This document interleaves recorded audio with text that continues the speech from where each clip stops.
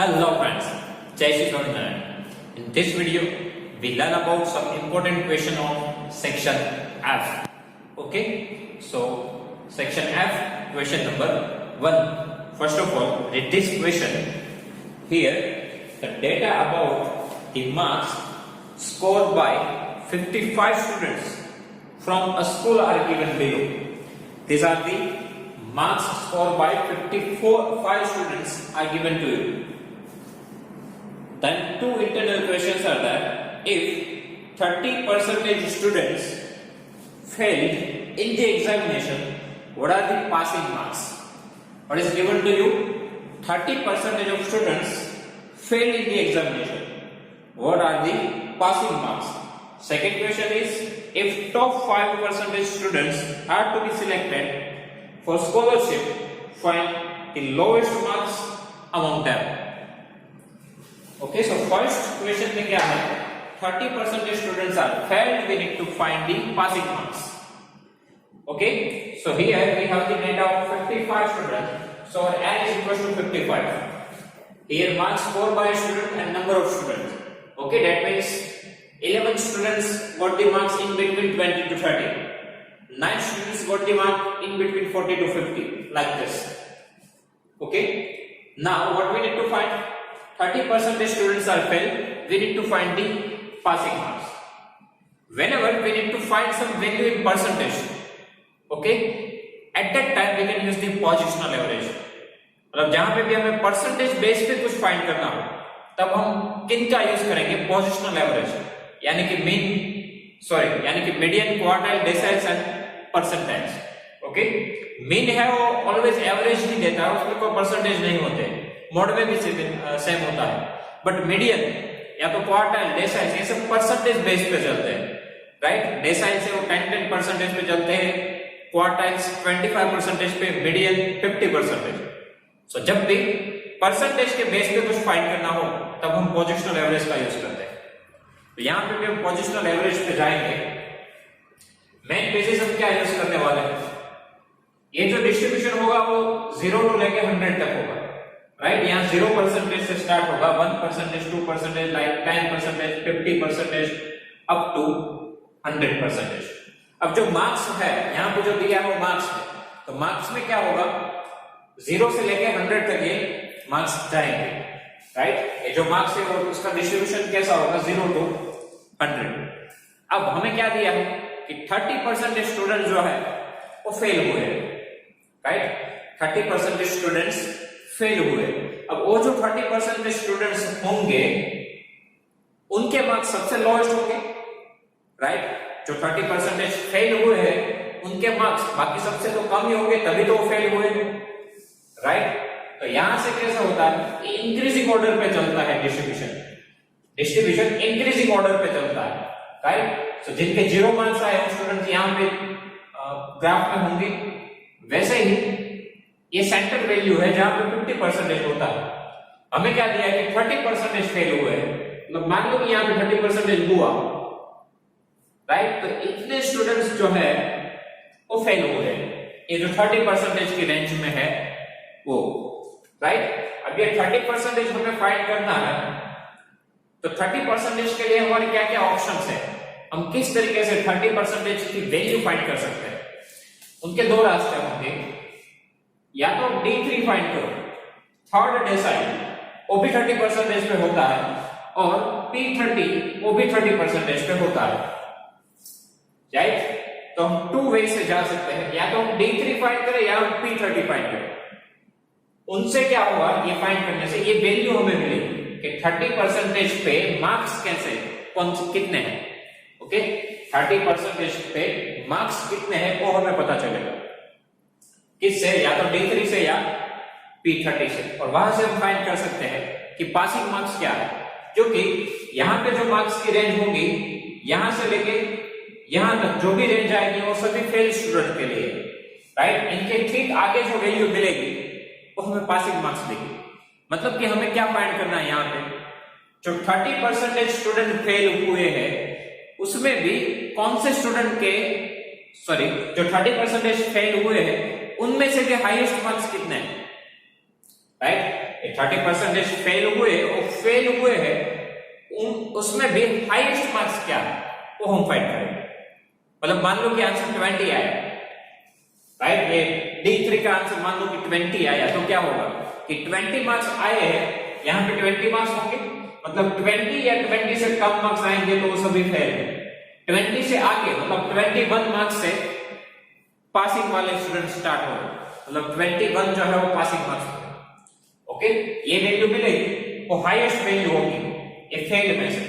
मान लो कि आंसर 20 आया, उनका मीनिंग ये है कि 20 मार्क्स तक जिनके भी मार्क्स है वो सब फेल है। 20 से आगे मतलब 21 आए तभी पास होंगे, इस तरीके से हमें पासिंग मार्क्स मिलेंगे। मतलब इनका जो भी आंसर आएगा D3 या P30 का, वो हमें क्या देगा कि फेल होने में हाईएस्ट मार्क्स, मतलब उनके आगे से पासिंग की रेंज स्टार्ट होगी। इनके जो भी आंसर आए उसमें से +1 करो तो वो आंसर हमें क्या देगा, पासिंग मार्क्स, राइट। ये सभी फेल के लिए है। 30% मतलब आपको एग्जैक्ट ये पॉइंट पे वैल्यू मिलेगी, हमें फेल नहीं होना है, पासिंग मार्क्स ढूंढने हैं, तो उनसे ठीक 1 मार्क्स आगे बढ़ना होगा, वहां से हमें पासिंग मार्क्स मिलेंगे। तो जब भी परसेंटेज वाली वैल्यू हो तब हम पोजिशनल एवरेज पे जाएंगे। यहाँ पे 30% की जरूरत है, या तो D3 या तो P30 पे हम जाएंगे। ओके, चलो साथ में सेकंड भी यहाँ पे देख लेते हैं। सेकंड में ये फाइंड करना है कि टॉप 5% स्टूडेंट जो है उनके लोएस्ट मार्क्स क्या है। टॉप 5% स्टूडेंट्स, अब टॉप 5% स्टूडेंट हो तो यहां से होंगे, राइट। टॉप 5 स्टूडेंट्स जिनके सबसे ज्यादा मार्क्स है वो तो यहां से मिलेंगे, मतलब कि यहां से 5%। मान लो कि ये वैल्यू यहां पे आई और ये 5% हुआ। ओके, ये वैल्यू मान लो कि 5% हुई, तो ये जो 5% स्टूडेंट है वो टॉप रैंकर्स है, राइट। ये 5% जो है वो टॉप रैंकर है, उनमें से भी हमें लोएस्ट मार्क्स ढूंढने हैं। अब जैसे कि आपको बताया कि left to right increasing order पे चल रहा है, यहां से 5% मतलब ये रेंज आएगी, तो इनमें से लोएस्ट मार्क्स कहां पे मिलेंगे, तो इस पॉइंट पे, क्योंकि जैसे जैसे आप राइट हैंड साइड पे जाओगे वैसे वैसे मार्क्स इंक्रीज होते जाएंगे, राइट। यहां पे तो सबसे हाईएस्ट मिलेंगे, जैसे जैसे हम राइट साइड पे जाएंगे वैसे वैसे मार्क्स इंक्रीज हो रहे हैं, तो लोएस्ट मार्क्स हमें यहां पे मिलने वाले हैं, जहां से रेंज स्टार्ट हो रही है वहां पे सबसे लोएस्ट होंगे, उनके आगे तो बढ़ता जाएगा। अब यहां से 5% है तो लेफ्ट साइड से कितना होगा ये 95%, क्योंकि जो हम पोजिशनल एवरेज फाइंड करते हैं वो तो लेफ्ट टू राइट ही होती है, राइट। आगे से 5% है मतलब यहां से कितने हुए 95%। तो यहां पे हमारे पास ये 95% वाली वैल्यू फाइंड करने के लिए एक ही ऑप्शन है, वो है P95 परसेंटाइल, क्योंकि 95 पे ओनली P95 ही हम फाइंड कर सकते हैं, राइट। यहां पे तो दो रास्ते हैं, यहां पे एक ही है। तो हमें क्या फाइंड करना होगा, फर्स्ट क्वेश्चन के लिए दोनों में से कोई भी फाइंड करो चलेगा, सेकंड के लिए P95 फाइंड करना होगा, ठीक है। टॉप 5% है, यहां से 5% है, तो यहां से वो 95 होंगे, तो दो वैल्यू हमें फाइंड करनी है। यहां पे हम D3 पे जाते हैं, तो यहां से D3 फाइंड करेंगे, यहां से P95 फाइंड करेंगे, ठीक है। और डेसाइल्स या परसेंटाइल या मीडियन कुछ भी फाइंड करना हो तो हमारा पहला रास्ता क्या रहता है, वो है CF फाइंड करना है। सबसे पहले हमें CF फाइंड करना होगा। सो फर्स्ट वैल्यू है वो सेम ही रहती है, आफ्टर दैट 7 + 4 11, क्रॉस एडिशन होता है, 11 + 11 22, then 22 + 14 36, 36 + 9 45, 45 + 7 52, 52 + 3 55। डन। ओके, अब हमें क्या फाइंड करना है, फर्स्ट क्वेश्चन के लिए D3 पे हम जा रहे हैं। सबसे पहले हमें क्या फाइंड करना है, D3 क्लास, और इसकी फॉर्मूला ऑफ D3 क्लास देखो, यहाँ पे थर्ड डेसाइल है तो वो वैल्यू यहाँ पे आएगी 3, यहाँ पे रहेगा n, क्योंकि ये कंटिन्यूअस फ्रीक्वेंसी डिस्ट्रीब्यूशन है, थर्ड है तो थर्ड, यहाँ पे फॉर्मूला आएगा n डिवाइडेड बाय डेसाइल्स है तो डिवाइड बाय 10। ओके, सो यहाँ पे लिखना है class including 3n/10th observation। Okay, so again class including, now n की वैल्यू पुट करें तो वो है 55, सो 55 यहां पर पुट करना है। नाउ 55 into 3, 55 into 3, आपको ऐसा नहीं करना है, क्लास इंक्लूडिंग पूरा लिखना है। 55 into 3, 5 is 15, 116 divided by 10 है, so point, so 16.5th observation. और C8 में चेक करो कि किस में जा रहा है, 16.5, तो 11 में तो वो जाएगा नहीं, किस में जाएगा, 22 वाले में, राइट। तो इनका क्लास क्या आएगा, 20 to 30, okay. 3n/10 value put करें तो 16.5 इसमें जा रहा है, C8 में हमें चेक करना होता है, आंसर आएगा 20 to 30 क्लास का। यहां से लोअर लिमिट फाइंड हो जाएगी 20, class length C 30 minus 20 10, CF वो हम ऊपर का यूज करते हैं तो 11 यूज होगा, और फ्रीक्वेंसी तो जो होती है सामने वही, वो भी है 11, ओके। यहां से फॉर्मूला पुट करो D3 का, L प्लस ये फॉर्मूला यहां पे आएगा 3n/10 minus CF upon F into C, okay. Only एक ही चेंजेस होता है यहां, बाकी मीडियन का जो फॉर्मूला वो सेम ही यूज होगा। नाउ लोअर लिमिट L वो है 20, 3 into n/10, उनका आंसर ऑलरेडी पता है 16.5, CF है हमारा 11 डिवाइड बाय F वो भी 11 है, frequency sorry class length C जो है वो है 10। Now 20 plus, now 16.5 minus 11, 16.5 minus 11 वो आएगा 5.5 डिवाइड बाय 11 into 10, फिर 5.5 into 10 वो आ जाएगी 55, इसको कट करें, so 11 5s are 55 and 20 plus 5 25 marks. मतलब कि जो 30% स्टूडेंट्स फेल हुए हैं उनके हाईएस्ट मार्क्स है 25, ओके। मतलब 25 तक जिनके भी मार्क्स है वो सभी फेल है, तो पासिंग मार्क्स क्या है, तो पासिंग मार्क्स क्या आएंगे 26, एक हमें प्लस करना होगा, ओके। 25 तक जितने हैं वो फेल है, इनका मीनिंग क्या होगा, D3 का 30% फेल, तो 30% कहां तक मार्क्स की रेंज है, 25 तक, तो पासिंग मार्क्स इनसे एक ज्यादा 26 होगा, ओके। नाउ सेकंड क्वेश्चन, उसमें क्या फाइंड करना है कि टॉप 5% स्टूडेंट है उनमें से लोएस्ट, राइट, इनके लोएस्ट मतलब हमारे लिए 95% होगा, हमें फाइंड करना है कि 95, सो सबसे पहले P95 क्लास इंक्लूडिंग, 95 वाला है तो यहां पे 95 यूज होगा, यहां पे n परसेंटाइल है तो divide by 100 observation, again class including 95 into n है 55 divided by 100 observation,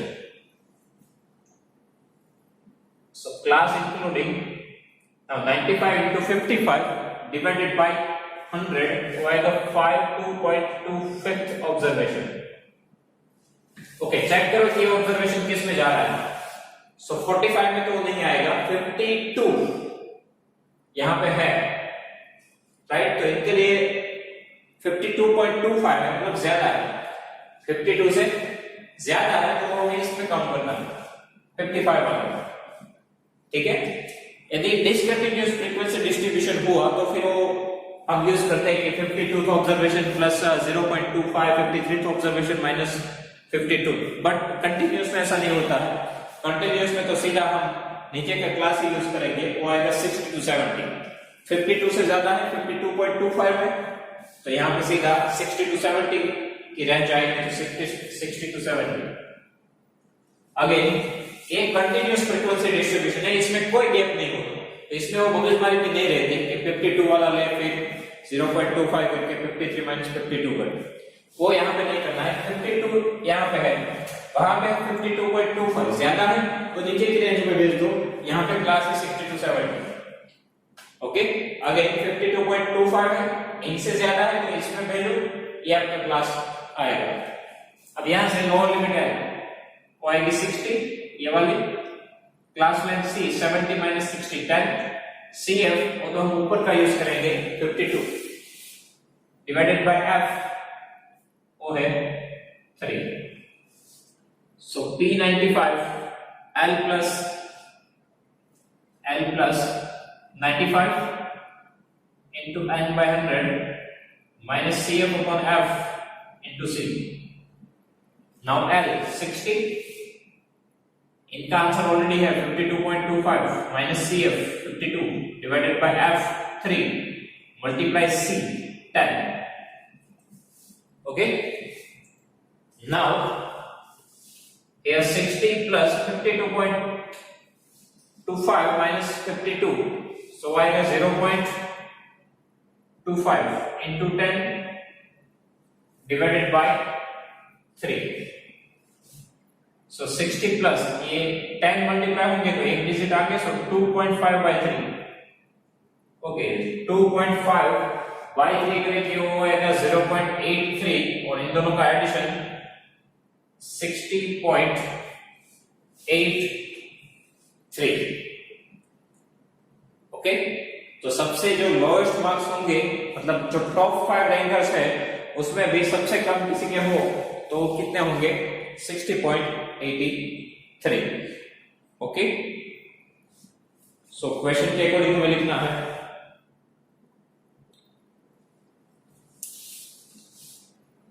in top 5% students lowest marks is 0.83, sorry 60.83. okay in top 5% student lowest marks is 60.83. तो यहां पर हमें क्या फाइंड करना था 30% स्टूडेंट फेल हुए पासिंग मार्क्स एक ज्यादा लेके 26, टॉप 5% स्टूडेंट के लोएस्ट मार्क्स क्या आएंगे 60.83 marks. Okay, thank you.